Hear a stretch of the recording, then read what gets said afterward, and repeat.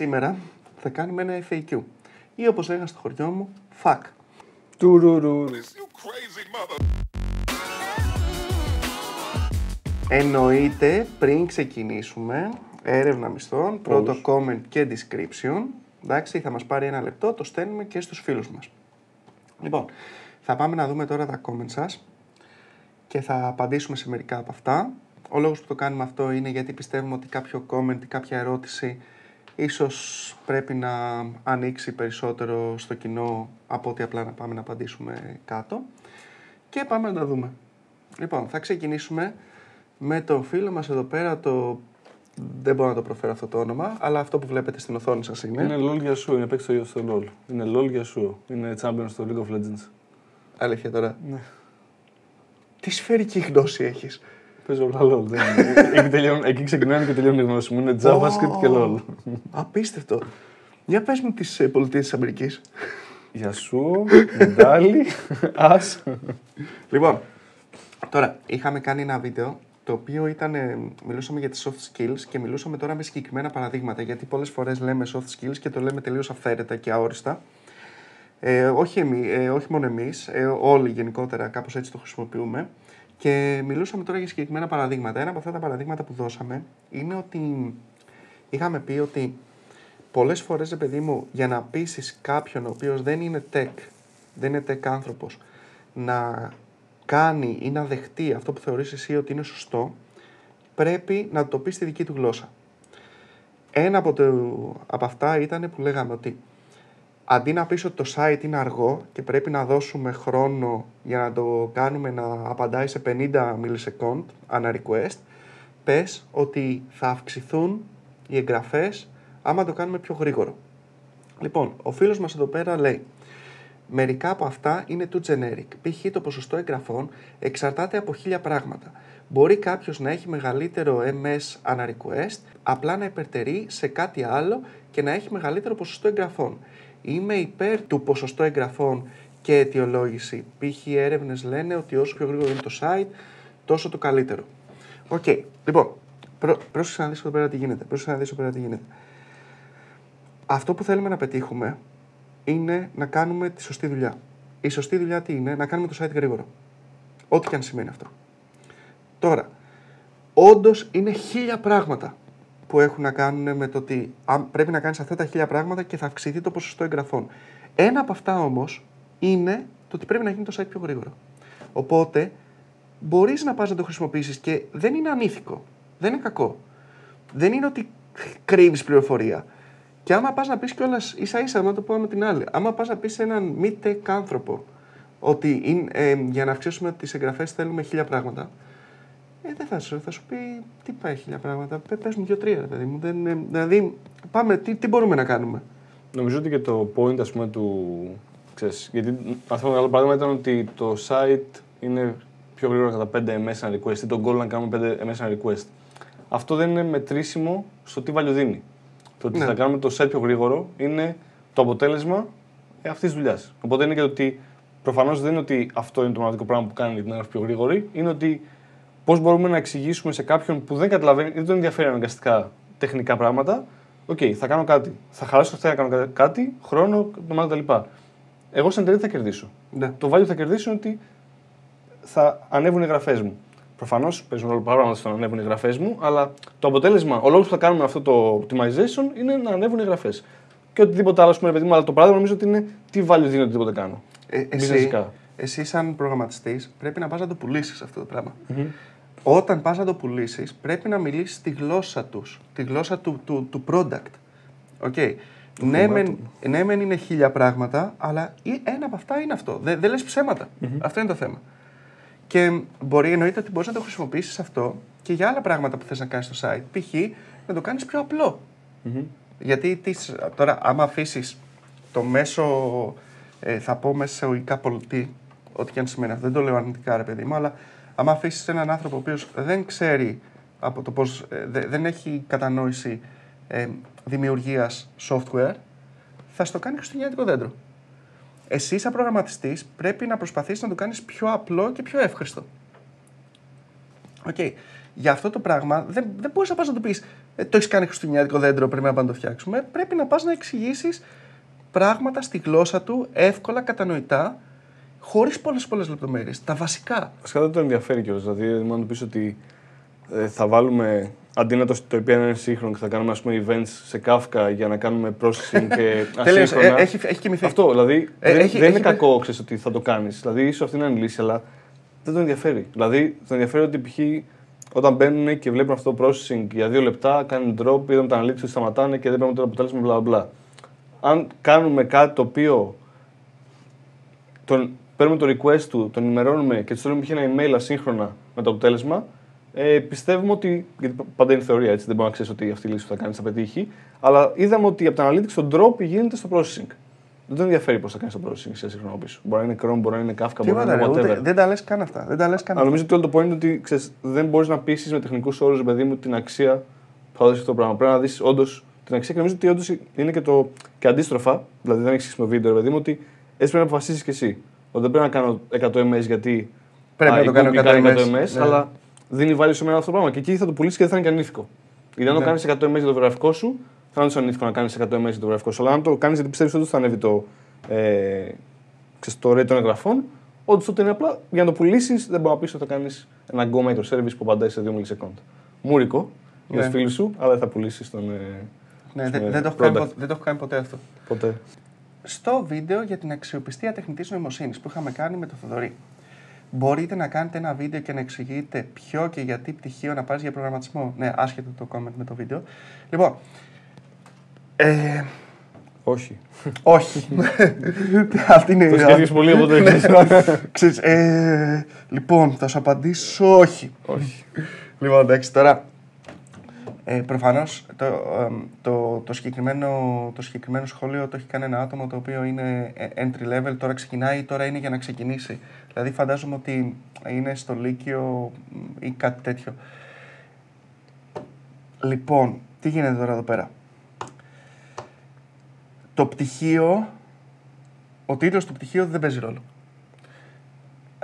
Δεν παίζει κανένα ρόλο. Μπορεί να παίζει, όχι μπορεί, παίζει ρόλο κάπου σε κάποιους κτλ.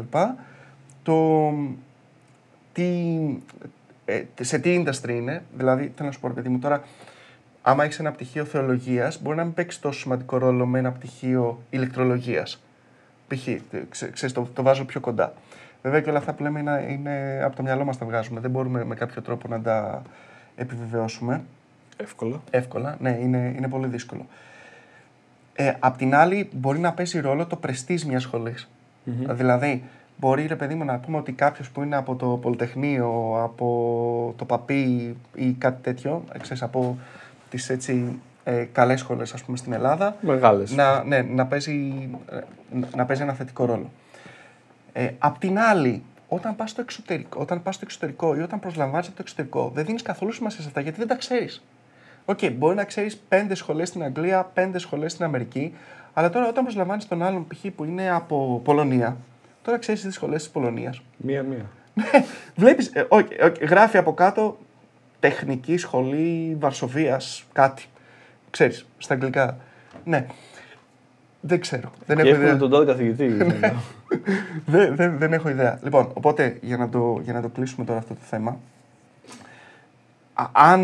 αν μπορείς, προσπάθησε να βρεις μια σχολή στο κλάδο, προσπάθησε να ασχοληθείς μόνος σου σοβαρά, προσπάθησε δηλαδή να βρεις κάτι το οποίο να είσαι καλός πάνω σε αυτό το πράγμα, προσπάθησε να κάνεις κάτι και θα είσαι μια χαρά και δεν παίζει κανένα ρόλο τίποτα άλλο.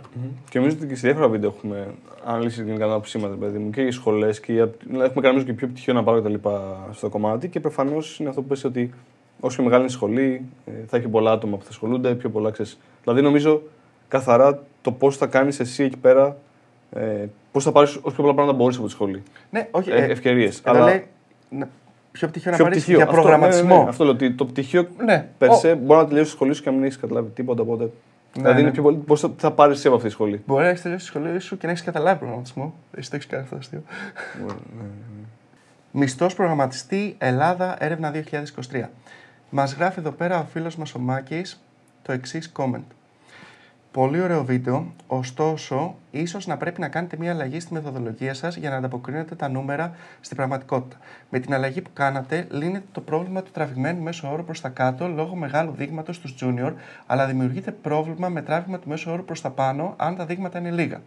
Π.χ. για λόγους απλούστευσης, αν έχουμε 3 κλάστερ χωρισμένα ανάλογα με τα έτη προϋπηρεσίας, με μέσο όρο στο πρώτο 900 ευρώ και δείγματα νη ίσον 50 ευρώ, στο δεύτερο μέσο όρο 1500 ευρώ και δείγματα νη ίσον 30 και στο τρίτο μέσο όρο 2.000 ευρώ με δείγματα νη ίσον 20, το να βγάλουμε το μέσο όρο από τα 3 κλάστερ που είναι 1766,6 δεν είναι ακριβές 100% γιατί δεν συμμετέχουν όλα τα δείγματα το ίδιο στο τελικό αποτέλεσμα.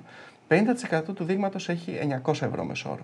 Για να λυθεί αυτό και να έχουμε πιο ακριβές αποτέλεσμα, πρέπει να υπολογίσουμε το σταθμισμένο μέσο όρο, weighted average, όπου λαμβάνει υπόψη τη συμμετοχή του δείγματος στο τελικό αποτέλεσμα. Στο σταθμισμένο μέσο όρο, κάθε μέσος όρος που το κλάστερ πολλαπλασιάζεται με ένα συντελεστή βάρους συμμετοχής στο τελικό αποτέλεσμα και μετά αθροίζεται με τους άλλους μέσους όρους. Στην περίπτωσή μας, το βάρος είναι το ποσοστό του δείγματος κάθε κλάστερ στο συνολικό πληθυσμό. Άρα έχουμε 900 επί 0,5 και συνεχίζει ο σταθμισμένος μέσος όρος που ανταποκρίνεται καλύτερα στην πραγματικότητα. 1.300 ευρώ, σταθμισμένος μέσος όρος που ανταποκρίνεται καλύτερα στην πραγματικότητα. Λοιπόν, το πήρα αυτό σε 3 ανάσεις περίπου. Πρέπει να ξεκουραστώ τώρα. Νομίζω ότι πρέπει να ευχαριστώ στο Μάκη που έκατσε και μας έκανε αυτή την ανάλυση. Καλά, ναι. Γιατί όντως, παιδί μου, ξέρεις, είναι σημαντικό. Προφανώς και εμείς κομπιούτερς κάνουμε, δεν ξέρουμε αυτά. Αλλά μόνο που έκατσε έγραψε όλο αυτό το κείμενο και το ανέλυσε και με παραδείγματα τα λοιπά. Εντάξει. Ναι, ευχαριστούμε πάρα πολύ. Προφανώς δείχνει ενδιαφέρον, που είναι πολύ σημαντικό. Και ενδιαφέρον όχι για μας, ενδιαφέρον για το έργο μας. Για τους ανθρώπους που θα δουν τα αποτελέσματα και από αυτό προφανώς να πάρουν μια επιλογή ζωής. Ωραία.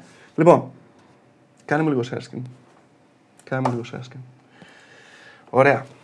Έχουμε εδώ πέρα κάποια πράγματα τα οποία τα έχουμε. Είναι σε ένα βίντεο που κάνουμε για το μισθό σε Python. Συγκεκριμένα για το 2023. Και είναι αυτό που αναφέρει το Μάκης, δηλαδή ο τρόπος που εμείς το σκεφτήκαμε για να το κάνουμε πιο σωστό. Και προσπαθούμε τώρα να εξηγηθούμε για ποιο λόγο δεν ακολουθήσαμε αυτό που λέει ο Μάκης, το οποίο είναι κάτι το οποίο το έχουμε σκεφτεί, αλλά δεν μας βγαίνει και πιστεύουμε ότι δεν θα ανταποκριθεί στην πραγματικότητα. Και γιατί το λέμε αυτό? Γιατί έχουμε πάρει εδώ πέρα τους ανθρώπους που γράφουν σε Python. Και έχουμε πάρει Ελλάδα και εξωτερικό. Ας το γνωρίσουμε το εξωτερικό, δεν έχει σημασία για το συγκεκριμένο πράγμα που θέλουμε να δείξουμε. Έχουμε εδώ πέρα το μέσο όρο και το median. Και εδώ πέρα είναι τα χρόνια προϋπηρεσίας, δηλαδή 1 χρόνο, 2 χρόνια, 3 χρόνια, 4 χρόνια και δίπλα τα άτομα που έχουμε, 59, 41, 20, 14 κτλ. Αν κάναμε σταθμισμένο μέσο όρο, πάλι, τουλάχιστον όπως το καταλαβαίνω εγώ, πάλι θα είχαμε το ίδιο πρόβλημα. Δηλαδή, αυτό εδώ, δηλαδή αυτά τα 14.400 ευρώ ή αυτά τα 14.981 ευρώ, θα είχαν περισσότερο βάρος σε σχέση με τα υπόλοιπα. Και μπορεί κάποιος να μου πει, ναι, είναι λογικό να έχουν περισσότερο βάρος, γιατί πολύ απλά έχεις 59 άτομα που το έχουν συμπληρώσει, που έχουν 1 χρόνο περιπηρεσία. Ναι, ισχύει αυτό το πράγμα. Αλλά η λέξη κλειδί, ή μάλλον η φράση κλειδί, είναι που το έχουν συμπληρώσει. Αυτά τα 59 που σε αυτό εδώ το δείγμα που είναι 180, δεν θυμάμαι πόσο είναι, κάτσε να βάλουμε μεσό totals εδώ πέρα. Που είναι, είναι εδώ, ναι, στα 185 άτομα. Λοιπόν, αυτά τα 59 στα 185 άτομα είναι περίπου το 25 με 30% πόσο είναι. Αλλά αυτό δεν σημαίνει ότι το 25 με 30% αντιστοιχεί στην ελληνική πραγματικότητα των ανθρώπων που γράφουν Python και έχουν 1 χρόνο προϋπηρεσία. Οπότε γι' αυτό το λόγο εμείς έπρεπε να κάνουμε μια κανονικοποίηση ανά έτος. Δηλαδή, με λίγα λόγια, αν είχαμε ρωτήσει συγκεκριμένα, είχαμε πάει και είχαμε πει σε 10 άτομα που δουλεύουν 1 χρόνο, σε 10 άτομα που δουλεύουν 2 χρόνια, σε 10 άτομα που δουλεύουν 3 χρόνια κτλ., θα μπορούσαμε να βγάλουμε απλά το μέσο όρο και τελείωσε. Αλλά επειδή δυστυχώς ή ευτυχώς οι περισσότεροι που συμπληρώνουν την έρευνα και οι περισσότεροι που βλέπουν κιόλας και τα βίντεό μας είναι πιο junior άνθρωποι, πρέπει να το κάνουμε αυτό το πράγμα. Δηλαδή πρέπει να πάρουμε το μέσο όρο ή τη διάμεσο, αναλόγως τι θέλουμε να πάρουμε, ανά χρόνια προϋπηρεσίας. Αν και ο λόγος, επαναλαμβάνω, που το κάνουμε αυτό είναι γιατί η έρευνά μας, μάλλον το ποσοστό των ανθρώπων αναχρόνια προϋπηρεσίας δεν αντιστοιχεί στην ελληνική πραγματικότητα. Δεν αντιστοιχεί στην πραγματικότητα, αντιστοιχεί μόνο στους ανθρώπους που απλά βλέπουν τα βίντεό μας. Και γι' αυτό το λόγο πιστεύουμε ότι αυτός είναι ο πιο σωστός τρόπος. Από την άλλη, Μάκη και εννοείται οποιοδήποτε άλλος, τα έχουμε κάνει share αυτά, οπότε μπορείτε πολύ απλά να πάρετε το Excel και όντως να βγάλετε τη δικιά σας φόρμουλα και άμα θέλετε βάλτε και στα comment για τους άλλους να το δούνε. Δεν είναι δηλαδή η ουσία όλου αυτού που κάνουμε είναι ότι υπάρχουν τα δεδομένα, εμείς τα παρουσιάζουμε όπως πιστεύουμε εμείς ότι είναι σωστά, αλλά αυτό δεν σημαίνει ότι ο καθένας δεν μπορεί να πάρει και να βγάλει το δικό του συμπέρασμα. Και γι' αυτό το κάνουμε έτσι. Πάλι στο ίδιο βίντεο. Ναι, δεν μπορώ να διαβάσω το όνομα. Αλλά Παναγιώτης. Λοιπόν, έχω την εντύπωση πως ένας από τους λόγους που η Go έχει τόσο υψηλούς μισθούς είναι το seniority αυτών που το χρησιμοποιούν. Αυτό που βλέπω στην αγορά είναι ότι οι περισσότεροι που δουλεύουν σε Go δεν είναι entry level. Η εκτίμησή μου είναι πως αυτό συμβαίνει γιατί είναι μια σχετικά καινούρια γλώσσα και δεν διδάσκεται σε καμία μορφή στα πανεπιστήμια. Είναι πιο σύνηθες ένας ολοκληρωμένος προγραμματιστής να τη χρησιμοποιεί στη δουλειά του παρά κάποιος που κάνει τα πρώτα του βήματα. Λοιπόν, συμφωνώ. Δεν μου φάνηκε πάρα πολύ λογικό. Βασικά η ανάλυση που έκανα μου φαίνεται πολύ. Γιατί δεν ξέρω αν τα πανεπιστήμια παίζουν μεγάλο ρόλο, αλλά δεν είναι μια γλώσσα η οποία είναι τόσο πολύ. Είναι σχετικά καινούρια. Δεν είναι, ας πούμε, JavaScript PHP που είναι πάρα πολλά χρόνια στην αγορά, οπότε ξέρεις, έχει μπει σε πολλά πράγματα. Πιστεύεις ότι θα βρεις δουλειά εύκολα, οπότε μπαίνεις εύκολα και έχει αρκετά entry-level tutorials. Οπότε, ξέρεις, και τα use cases που έχω δει εγώ είναι ότι εταιρείες που έχουν φτάσει σε ένα σημείο scale λένε ότι OK, πρέπει να πάμε σε Go για τα χύψη πράγματα. Οπότε, engineers που είναι ήδη κάποιες εμπειρίες μαθαίνουν Go για να δουλέψουν Go. Η Go, τουλάχιστον όπως το καταλαβαίνω εγώ, έχει βασιστεί πάνω στη C. Δηλαδή πήρε τη C, κράτησε κάποια βασικά πράγματα για το πώς δουλεύει και έχει βάλει άλλα 100. Αλλά η λογική των δικτών, τα structs και όλα αυτά και ο functional προγραμματισμός είναι το ίδιο. Η C είναι μια δύσκολη γλώσσα προγραμματισμού. Η Go είναι μια δύσκολη γλώσσα προγραμματισμού που έχει πάρα πολλά έξτρα που την κάνει εύκολη. Τουλάχιστον για αυτά που μπορείς να κάνεις. Δεν την κάνει εύκολη, ξέρεις, όταν θες να ξεκινήσεις κάτι, δεν την κάνει εύκολη όσο παραδείγματος χάρη είναι η PHP ή όσο είναι η Python, αλλά όταν θες να κάνεις αυτό το κάτι παραπάνω που σου δίνει Go, που έχουμε κάνει και κάποια tutorials, το concurrency, τα channels, όλα αυτά, είναι δραματικά πιο εύκολα από τη C. Δηλαδή είναι, βασικά, να σου το δώσω διαφορετικά. Στην Go μπορείς να τα κάνεις μετά από μία ώρα tutorial, στη C δεν μπορείς να τα κάνεις. Έρευνας. Ναι, κάπως έτσι. Τουλάχιστον όπως το καταλαβαίνω εγώ. Από την άλλη, το έχω δει και αυτό το πράγμα εμπειρικά. Δεν μπορώ να το δείξω, δεν έχω κάποια στοιχεία. Αλλά ας πούμε στην εταιρεία που δουλεύω, πολλές φορές κάνουμε συνέντευξη, παίρνουμε κάποιον που έχει εμπειρία σε PHP και λέμε ρε παιδί μου, εντάξει, επειδή κάνουμε και κάποια πράγματα σε Go, σ' αρέσει Go. Μέχρι στιγμής το 100% των ανθρώπων έχει πει ναι. Το 100% των ανθρώπων. Δηλαδή, και μάλιστα οι περισσότεροι σε ένα μεγάλο ποσοστό, δεν θυμάμαι τώρα ακριβώς, είναι κοιτάω Go πάρα πολύ, ξέρω εγώ, μου αρέσει, ναι, θέλω πάρα πολύ. Ναι. Δηλαδή, και δεν ξέρω γιατί. Δεν ξέρω πως οι PHP developers, μάλλον τόσοι PHP developers είναι τόσο θετικοί με την Go, ενώ με άλλες γλώσσες προγραμματισμού όχι τόσο πολύ. Δηλαδή, δεν έχω δει πολλούς PHP developers να λένε ναι, θέλω Java τώρα, θέλω C#, θέλω... Ναι. Ενώ στην Go, για κάποιο λόγο τους έχει κερδίσει. Και σημαίνει κάτι διαφορετικό. Είναι διαφορετικό, ρε παιδί μου, έχει διαφορετικό, ας πούμε, μοντέλο. Και ίσως ότι έχεις τον low level έλεγχο μαζί με το development experience που ξέρεις είναι όλα built-in και βγάζεις κάτι. Ναι, αλλά το θέμα είναι ότι η PHP. Θα άξιζε να το ψάχνω αυτό. Η PHP είναι πολύ πιο κοντά στη Java, έτσι όπως έχει γίνει τώρα. Δηλαδή η αντικειμενοστρέφεια, όλα αυτά κτλ. Ναι, απλά ξέρεις, είναι κάτι το οποίο δεν έχεις ξαναδεί. Δηλαδή το Go είναι κάτι που δεν έχεις ξαναδεί και δεν είναι κάτι το οποίο είναι το language, παιδί μου, ότι θα μάθω κάτι απλά για να παίξω. Είναι κάτι το οποίο υπάρχουν production συστήματα που παίζουν και κάνουν scale Οπότε μαθαίνει κάτι που είναι διαφορετικό, σου δίνει πολύ έλεγχο να κάνει πράγματα και έχει ωραίο experience όσο γράφει. Σαν την Elixir. Ακριβώς. ένα και το αυτό. Βίντεο πάνω με το οτιδήποτε. Δεν είναι. Εντάξει, τώρα προφανώς. Ήταν reference στο βίντεο που κάναμε και παλεύαμε. Ναι. Ψάξτε, άμα θέλετε να δείτε για την Elixir το καλύτερο. Ψάξτε το χειρότερο tutorial σε Elixir. Θα σας βγάλει το δικό μας. Επίσης, μην περιμένετε tutorial. Είναι σημαντικό. Και νομίζω και η αγορά ότι γενικά κάνουν πράγματα ο κόσμος πλέον σε Go και δεν υπάρχει το experience. Δηλαδή δεν υπάρχουν τόσο πολλοί Go developers. Καλά, και ειδικά που να ξέρουν Go actually. Οπότε είναι λογικό λόγω της ζήτησης να υπάρχει και μεγάλο αμοιβή, ρε παιδί μου. Και νομίζω ότι για κάποιους που σαν junior για κάποιο λόγο είδε Go, είναι λογικό να πάρει πιο πολλά λεφτά από κάποιον που. Δηλαδή, αν έχεις 10 PHP developers και έναν Go developer junior, είναι λογικό ότι για να τον πάρεις, που μπορεί να είναι και χειρότερο από τους 10 PHP developers, τους junior, να δώσεις πολλά λεφτά γιατί απλά ξέρει αυτό που θες. Δηλαδή, λόγω αγοράς και ζήτησης μπορεί και να είναι παραπάνω το θέμα με την Go. Τώρα πάμε σε άλλα μονοπάτια, αλλά δεν πειράζει. Το θέμα με την Go, βασικά στην PHP, μπορείς να κάνεις πολλά πράγματα λάθος και να δουλεύει. Δηλαδή, τι εννοώ.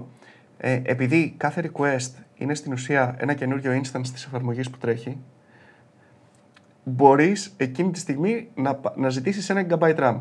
Αν έχεις φτιάξει το PHP Memory Limit. Τέλος πάντων, μπορείς να ζητήσεις 1 GB RAM. Στην Go, αν αρχίσεις και ξεχνάς πράγματα, τώρα θα μου πείτε υπάρχει garbage collector. Ναι, εντάξει, ο garbage collector είναι. Garbage. Ναι. Όχι, είναι φοβερό. Collector. Όχι. Στην Go, όντως είναι πολύ δυνατός. Αλλά είναι πολύ εύκολο να ξεχάσεις να κλείσεις routines που τρέχουν από πίσω. Και πολύ πιο απλά πράγματα. Έτσι, ότι άμα κρασάρει ένα PHP application, απλά έχεις ένα error στα logs σου. Αν κρασάρει ένα Go application, έχει κρασάρει η εφαρμογή σου. Ναι, πρέπει να κάνεις κώδικα. Πρέπει να γράψεις κώδικα. Σου λέω ότι αν κάνεις uncoded, σκάει η εφαρμογή. Δεν έχεις γράψει κώδικα, σκάει και απλά κλείνει το instance. Αν δεν είσαι επιχείρηση σε Kubernetes σε κάτι που έχει ας πούμε liveness check και θα κάνει startup pods και είναι επιχείρηση ένα droplet στο DigitalOcean, απλά η εφαρμογή σου είναι down. Πρέπει να μπεις και τις σηκώσεις. Ναι. Ενώ σε PHP έσκασε ένα request, αν άλλος βάλει το ίδιο input θα ξανασκάσει, αλλά η εφαρμογή θα ξαναδεχτεί request. Ναι. Δηλαδή είναι ακόμα και το μοντέλο τελείωσε. Ναι. Πείτε μας τη γνώμη σας. Πάλι στο ίδιο βίντεο.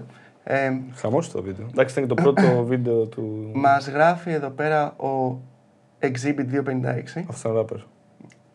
Ναι, αλλά είναι η 256 beta έκδοση. Okay. Λοιπόν, κάτι για network engineers, ρε παιδιά. Είμαστε αδέρφια στο computer science. Ναι, έχεις δίκιο. Και έχει και 8 likes στο συγκεκριμένο comment.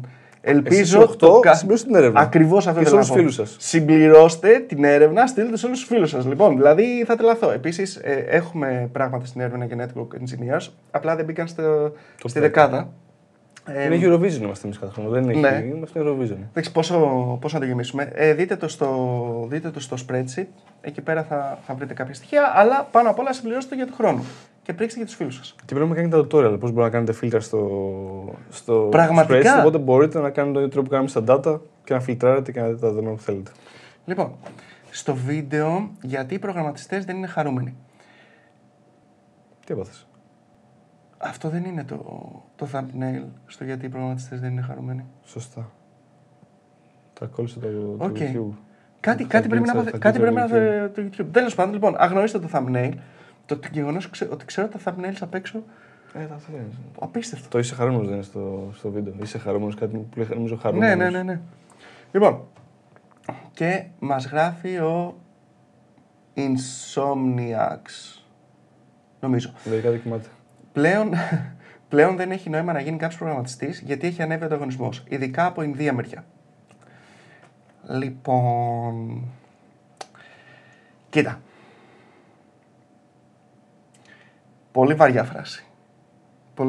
Δηλαδή, τώρα μπορεί κάποιος να σκεφτεί ότι ξέρεις, θα υπερασπιστώ την αντίθετη πλευρά γιατί με συμφέρει. Δηλαδή, δεν είμαι αντικειμενικός. Και δεν είμαι αντικειμενικός προφανώς γιατί είμαι προγραμματιστής και δεν είμαι από Ινδία. Και δουλεύω στην Ελλάδα. Αλλά, χωρίς να κρίνω τη δουλειά κανενός. Εμείς στην Ελλάδα δεν παίρνουμε πολλά λεφτά. Όπως έχουμε δει στις έρευνες μισθών που κάνουμε κατά καιρούς. Τι εννοώ. Αν είναι μια εταιρεία π.χ. στο Άμστερνταμ που δίνει τυπικά σε ένα προγραμματιστή 100.000 με κοιτά το χρόνο, σε ένα senior προγραμματιστή, μπορεί και παραπάνω, αλλά ας πούμε ότι δίνει 100. Ναι, στην Ελλάδα senior προγραμματιστής 100 που να είναι μόνο προγραμματιστής, δεν νομίζω να υπάρχει. Μπορεί και να υπάρχει, αλλά δεν νομίζω. Που να είναι... Λογιστικό λάθος θα είναι. Ναι, επαναλαμβάνω που είναι μόνο προγραμματιστής, που δεν είναι ούτε team leader, ούτε tech lead, ούτε architect, τίποτα τέτοιο.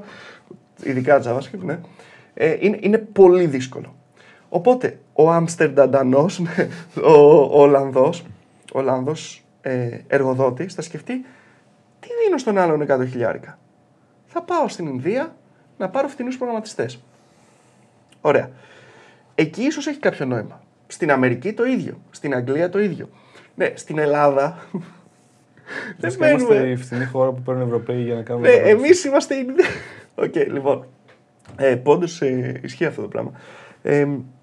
Ναι, δεν παίρνουμε πολλά λεφτά. Οπότε, με λίγα λόγια, τώρα, αν έχεις ένα senior προγραμματιστή και δίνεις στην Ελλάδα τυπικά, σύμφωνα με την έρευνα που κάνουμε, 40 με 50 χιλιάρικα μεικτό. Που ίσως και αυτό είναι στο upper limit. Mm-hmm. Τον επαναλαμβάνω, senior προγραμματιστή, όχι tech lead, όχι architect, όχι team leader, όχι manager, κάτι τέτοιο. Θα πας Ινδία για να πάρεις ένα senior προγραμματιστή με 40, αφού έχεις τον άλλον που είναι εδώ και ξέρω εγώ παίρνει 45, γιατί κάπως έτσι θα είναι τιμές για senior προγραμματιστή. Το ίδιο culture και η διαγλώσσα κτλ. Ναι, στο ίδιο time zone, έρχεται στο γραφείο. Όλα αυτά, άσε όλα τα υπόλοιπα, ρε παιδί μου. Δεν έχει τώρα, άσε το culture και τα λοιπά. Τώρα, στο λέω τελείως ψυχρά. Ναι. Ψυχρά τελείως. Δηλαδή... Επειδή έχω ζήσει όμως αυτό το κομμάτι, ρε παιδί μου, ξέρεις, ένα τέτοιο migration, είναι τεράστιο πρόβλημα. Και το time zone και το culture και η γλώσσα. Ναι. Είναι τεράστιο πρόβλημα στο να. Ακόμα και πώς θα δώσεις specs. Ξέρεις, θέλω αυτά. Ακόμα και οι λέξεις που θα χρησιμοποιήσεις, που την μπορεί να καταλάβει για να υλοποιήσεις. Όχι, εγώ σου λέω έστω ότι ο άλλος, ρε παιδί μου. Είναι άψογος σωστά. Ναι, είναι άψογος. Δηλαδή, μιλάει τα τέλεια αγγλικά, έχει φοβερή κατανόηση και είναι το ίδιο senior. Okay. Το ίδιο senior με αυτόν που έχεις που είναι στην Ελλάδα. Okay, σε όλα. Η μόνη διαφορά είναι ότι ο ένας είναι εκεί και ο άλλος είναι εδώ. Ο senior Ινδός και αυτός δεν θα πάρει δεν θα πάρει πολύ λιγότερα λεφτά. Και μη σου πω ότι μάλλον δεν θα πάρει λιγότερα. Οπότε δεν συμφέρει. Θέλω να πω, ρε παιδί μου, ότι ακόμα στην Ελλάδα, επειδή παίρνουμε χαμηλούς μισθούς, δεν έχουμε τέτοιο πρόβλημα. Το πρόβλημα θα το έχουν οι άλλες χώρες. Που έχουν. Ξέρεις, ποιο είναι το πρόβλημά τους, ότι παίρνουν υψηλούς μισθούς. Μακάρι να το είχαμε και εμείς αυτό το πρόβλημα. Εντάξει, μπορεί να είναι και υψηλό. Okay. Είναι τεράστια συζήτηση. Στην Ευρώπη, η Αγγλία, ένα παράδειγμα τεράστιο που έσκασε αυτή η φούσκα του tech, που σκάει αυτή η φούσκα αυτή τη στιγμή, γιατί ήταν εξωφρενικά πολλά αυτά που παίρνανε. Οι contractors ειδικά. Οι contractors ειδικά, ναι. Να σα όμως κάτι, ρε, ξέρεις, ότι πλέον δεν έχει νόημα να γίνεις προγραμματιστής. Στην ερώτηση, αρχικά θα ήθελα να μας απαντήσεις και τι θα έχει νόημα να γίνεις. Δηλαδή, ποιο είναι το νόημα, αλλά. Ινδός προγραμματιστής. Συγκεκριμένα. Εγώ προσωπικά δεν είμαι προγραμματιστής για τα χρήματα. Προφανώς είναι ένα μέσο για να επιβιώσω. Αλλά ξέρεις, αν σου αρέσει αυτό το κομμάτι, τι σημαίνει ότι δεν έχει νόημα. Δηλαδή θέλω να καταλάβω ότι. Πώς πω. Δηλαδή, μην μου λες ότι δεν έχει νόημα να γίνεις ηθοποιός ή δεν έχει νόημα να γίνεις. Οκ, προφανώς, άμα θες να γίνεις προγραμματιστής μόνο για τα χρήματα, μπορεί να υπάρχουν άλλοι κλάδοι που να βγάζεις πιο εύκολα χρήματα. Που ξέρεις, δεν έχω ψάξει παιδί μου σημαίνει αυτό, αλλά αν σ' αρέσει να γίνει κάποιο κώδικα για να φτιάξει πράγματα, καταλάβεις ότι. Εντάξει, φαντάζομαι ότι ο άνθρωπος εδώ πέρα το λέει αποκλειστικά και μόνο για τα λεφτά, γιατί αυτό κοιτάμε. Αλλά. Μάλλον, όχι αυτό κοιτάμε. Τα λεφτά στην Ελλάδα, ξανασκεφτείς ότι πώς λεφτά παίρνουν προγραμματιστές σε σχέση με πολλά άλλα επαγγέλματα, ακόμα είναι αρκετά. Καλά, ναι, είμαστε πολύ πιο τυχεροί σε σχέση στην Ελλάδα. Σε σχέση με. Καλά, όχι, παγκοσμίως είμαστε πιο τυχεροί. Ναι. Απλά στην Ελλάδα, επειδή και γενικότερα όλοι οι μισθοί είναι πολύ κατώτεροι σε σχέση με τις πιο ανεπτυγμένες χώρες και ευρωπαϊκές και στην Αμερική, ας πούμε, είμαστε ακόμα πιο τυχεροί σε αυτό το πράγμα. Αλλά ναι, και πάλι έχεις δίκιο σε αυτό. Δηλαδή, άμα σ' αρέσει κάτι, άμα δηλαδή αυτό σε ευχαριστεί, είναι όνειρο ζωής κτλ., πρέπει να το κάνεις. Τώρα θα μου πεις, θα πας να γίνεις ποιητής επειδή σε ευχαριστεί. Δεν ξέρω. Μπορεί να είσαι ο ένας στους 10 που ξέρω. Δηλαδή, πώς πω, ότι είναι από το να κάνεις κάτι για 50 χρόνια που το συχαίνεσαι, το να δώσεις μια ευκαιρία να κάνεις κάτι που μπορεί να σ' αρέσει και τώρα είναι λίγο πραγματισμό. Και δεν μιλάμε για πείνα, μιλάμε για την δουλειά που μπορεί να πάρει 4.000 στην Ελλάδα. Ναι. Δύσκολα, 2.000 στην Ελλάδα. Δηλαδή να κάνω κάτι πιο. Να μην το ξεφτυλίσω το παιδί μου, αλλά μπορεί να πάρει 2.000 στην Ελλάδα που μια τριμερή οικογένεια παίρνει 2.000 στην Ελλάδα. Ναι, ναι. Οπότε ξέρεις, δεν είναι ότι ποντάρει. Ξέρεις, τριμελής οικογένεια που δουλεύουν και 3. Ναι, για το παιδάκι. Είναι στα φαντάρια. Δηλαδή, ξέρεις, δεν είναι ότι είναι τελείως μακραίο. Δηλαδή, κάνεις κάτι που όντως μπορεί να σ' αρέσει και να παίρνεις και λεφτά που είναι πολύ αξιόλογα. Ναι, Οπότε ναι. γι' αυτό το λέω ότι δεν έχει νόημα να πει ότι αν αυτό θέλω να κάνω, προφανώς έχει νόημα. Γιατί αυτό θέλω να κάνω. Δηλαδή, είναι τώρα ότι άμα θέλω να γίνω ποιητής, εντάξει, ξέρω και το industry. Δεν έχω δοκιμάσει ποτέ, ρε παιδί μου, να κάνω διπλό καλλιοποίημα. Αλλά φαντάζομαι ότι δεν βλέπω πολλές θέσεις για ποιητές. Γεμάτο το LinkedIn. Θέλω ποιητή σε JavaScript. Το φαντάζεσαι. Είμαι ποιητής σε JavaScript. Αυτό θα κάνουμε. Θέσεις Λοιπόν, ποιητή. όταν γίνουμε μεγάλη εταιρεία, δηλαδή βγάζουμε παραπάνω από 20 ευρώ το μήνα, okay, με το που βγάλουμε 25 ευρώ το μήνα, αυτό θα βγάλουμε θέση εργασίας. Ψάχνουμε ποιητή σε JavaScript. Και μετά ζωγράφο σε Figma. Και να είναι ξέρεις, παιδί μου, Τρελό. θα φάμε κάποιο τέτοιο λογικά. Και σε γλύπτη τι θα πούμε, γλύπτη σε... Κουμπερνέτες. Τι έχει, ναι. Λογικά πλέον πιο Δεν φυσικό ξέρω. ρε παιδί μου το σερβερ, ας πούμε. Όντως, είναι σωστό. Δεν μ' έχετε σηκώσει τόση ώρα. Πείτε μας τη γνώμη σας. Κάντε τι να το κάνω. Πω.